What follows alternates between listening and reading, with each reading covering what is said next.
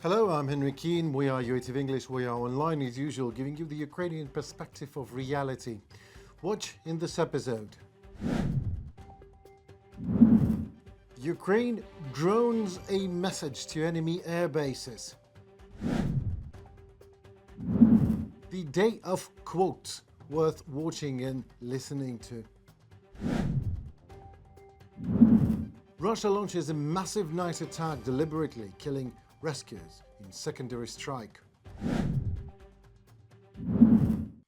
By watching this episode, you indeed help Ukraine to fight off Russian aggression. Please comment and subscribe to our channel while watching this episode.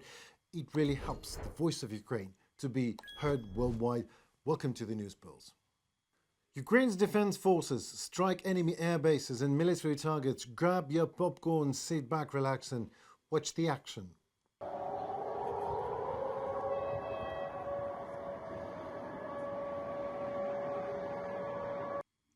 In the early hours of June 6th, Ukraine launched a successful strike on the Engels airbase in Russia's Saratov region, a cozy parking spot for long-range bombers left over a previous visit by Ukraine's security service. But this time, drones also took a not-so-friendly tour to Rosreserv Kristall oil storage facility, the one fueling Russia's strategic bombers. Just next door to it lies Engels 2 military airfield, home to those Tu-95MS and Tu-160 aircraft that enjoy launching missile attacks on Ukraine. Meanwhile, another polite knock-knock at the door came to the Diaghilev Air Base in Ryazan Oblast, which is home to aerial refueling aircraft and fighter jets. This is also the place from where some of Russia's strategic bombers take off. There are some left indeed, but they surely won't act with such an outrageous impunity as before. To contribute to the topic on the evening of June 5th, something happened at Bryansk airport in Russia. Eyewitness videos revealed secondary explosions, always a classic sign that ammo or missile storage facilities were hit. According to independent Russian media outlet Astra, the strike on the airbase also destroyed Mi-8 helicopter and the damaged Mi-35 attack helicopter. And just to keep the momentum, Ukraine also delivers a message to the progress plant in Michurinsk. Important message for an important facility that is a crucial part of Russia's military-industrial complex, by the way, producing high-precision electronic devices for artillery targeting, stabilization, as well as components for automated command and control systems. These technologies enable Russia to coordinate missile strikes on Ukrainian cities. The plant also cooperates with other key defense enterprises, including Rostech and Techmash, serving as a critical supplier for mass production of a wide range of assault complexes and components for the Iskander missile just as well. The General Staff of the Armed Forces of Ukraine adds intrigue and promises firmly these strikes on military infrastructure will continue until Russia's armed aggression stops, or rather is stopped. This latest wave of attacks was a preemptive strike as Russia launched a large-scale missile assault on Ukraine later that same night, killing 4 people in Kyiv. And these 4 people were rescuers who were trying to get people from under the rubble and then killed by deliberate secondary Russian attack. We'll talk about that a bit later. And now... And now we talk about quotes. It's a day of absurd, insane quotes, really. Let's start with Donald Trump, of course, who made the day again. Germany's Chancellor Friedrich Merz visited President Donald Trump at the White House on Thursday. It was the first time both met since Merz was elected on 6 May. Numerous topics were brought in the first bilateral meeting, such as war and trade. In one of the topics, in one of the exchanges, when Merz brought up 6th of June as D-Day, it's when 1944 tens of thousands of troops landed on beaches across Normandy, marking the start of the Allied campaign to liberate Nazi-occupied Northern Europe. Donald Trump responded in a very MAGA way. I'm here, Mr. President, to talk with you later on how we could contribute to that goal. And we all are looking for measures and for instruments to bring this terrible war to an end. And may I remind you that we are having June 6th, tomorrow, this is D-Day anniversary, when the Americans once ended a war in Europe.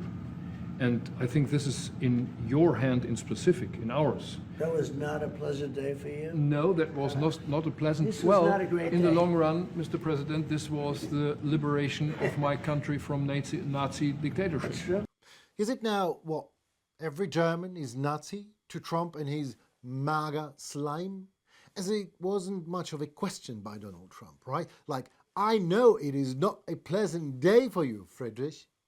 I bet you gather your Nazi family around your Nazi table for a Nazi dinner and read Mein Kampf to you, little Nazi children. Stimmt das, Friedrich?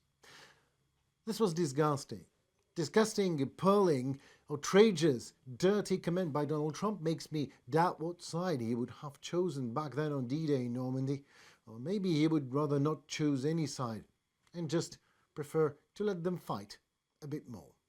Sometimes, and this is me speaking maybe in a negative sense, but sometimes you see two young children fighting like crazy. They hate each other and they're fighting in a park. And you try and pull them apart. They don't want to be pulled. Sometimes you're better off letting them fight for a while and then pulling them apart.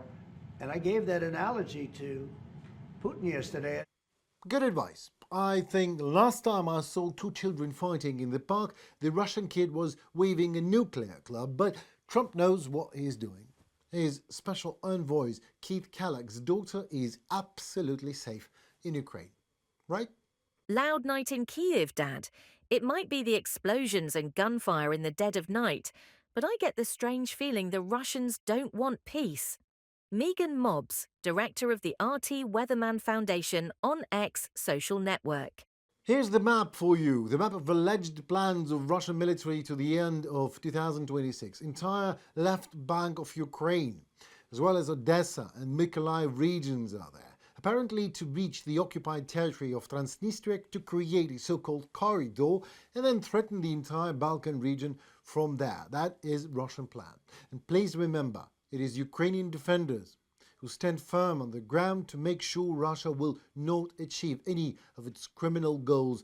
But I must admit, just one thing here, it is always fun to watch the Russian Ministry of Defense to officially announce anything, but specifically amazing are the figures of their never-ending victory. It is simply pure delight indeed. Well, sit yourself. In total, since the beginning of the special military operation, the following have been destroyed: 663 airplanes, 283 helicopters, 61,813 unmanned aerial vehicles, 610 anti-aircraft missile systems, 23,790 tanks and other armored combat vehicles, 1,570 multiple rocket launchers, 25,782 field artillery and mortars, 36,533 units of special military vehicles. From the Russian Ministry of Defense Telegram channel. If only we could have as much as 25% of what Russians claimed to destroy by now when they started this war, I'm sure we would be in Moscow by now. In the early hours of June 6th, Russia carried out a large-scale air assault across Ukraine, deploying drones, cruise missiles and ballistic missiles. The attack began shortly after midnight with Shahed drones targeting Kyiv, followed by a wave of cruise missiles launched from the Black Sea and Tu-95 strategic bombers, those left. Around 2 a.m., ballistic missiles struck the capital and central regions.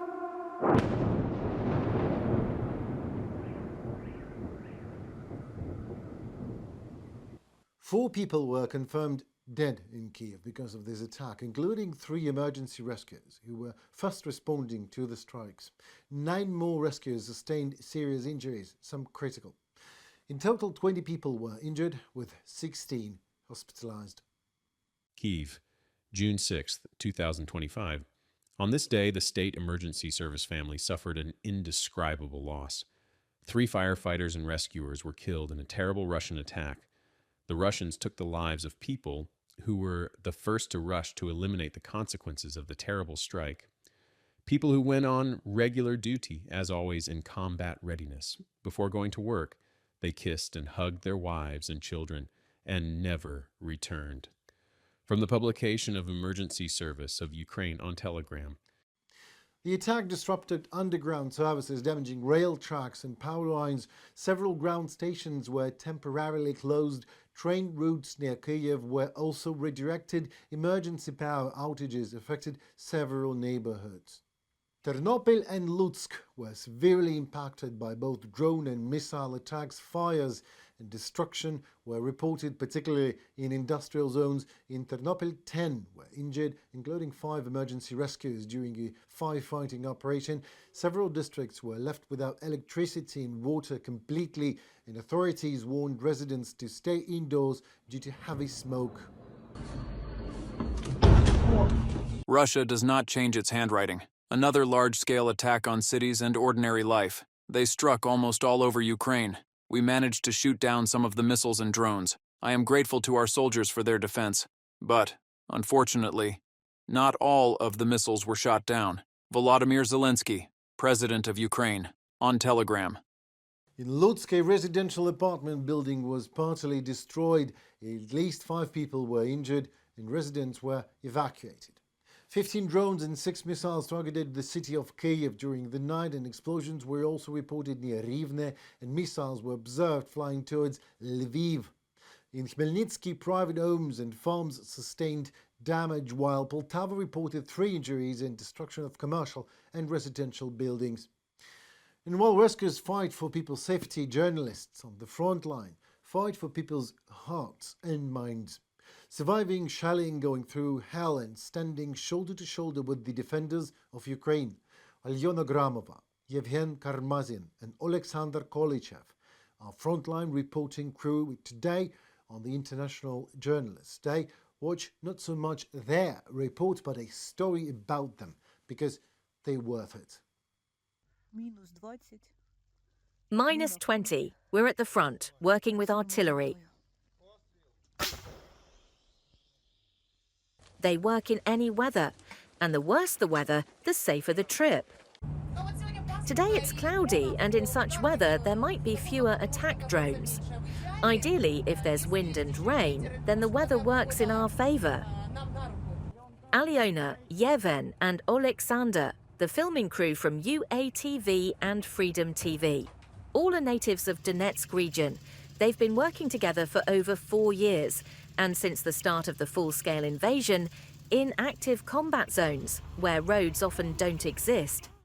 We have a little bit stuck because we see what kind of roads. Our jobs sometimes take us places where I start thinking, how are we going to get back? If it rains, that road becomes impassable. Remember that time. We were rescued by the military one time, a nightmare. Before each trip, the team discusses the route to avoid becoming targets for Russian drones. The bridge is damaged, But there's no other way. so we have to take a detour, which costs about 40 minutes. There are no more safe roads left in the Donetsk region. Roads previously used for evacuations and civilian traffic are now under attack from long-range Russian drones. They're putting up piles and will stretch a net. Remember how safe it used to be here not long ago? The team has documented countless Russian war crimes, devastated Ukrainian cities and civilian deaths. In June 2023, they themselves became victims of a Russian missile strike. There's your face. This is the best job in the world. Yeah, that's our car. Going to the hospital. That day, a Russian ballistic missile hit a restaurant in Kramatorsk. 13 civilians were killed, over 50 injured. Moments after the strike, the team began recording. I remember we were looking for a way out. It felt like forever. Exits were blocked. Sasha pulled me out through a broken door. Hands were shaking, my voice trembled. There was a risk of a second strike, but I still took out my phone and started filming.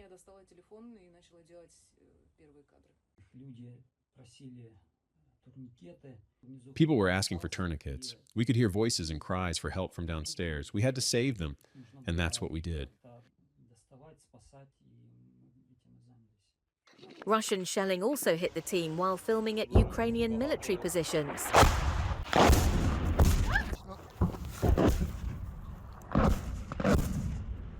The team repeatedly witnessed double tap strikes when Russia targets medics, police, and rescue workers helping civilians.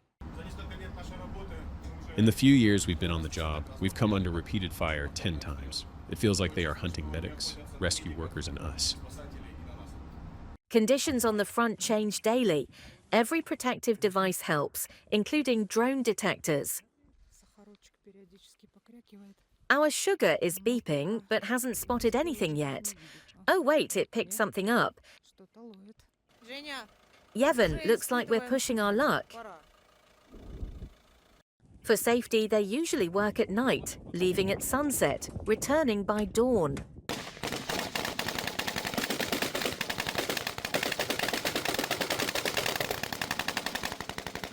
When Ukrainian troops hit Russian targets before they reach civilians, the crew returns in good spirits.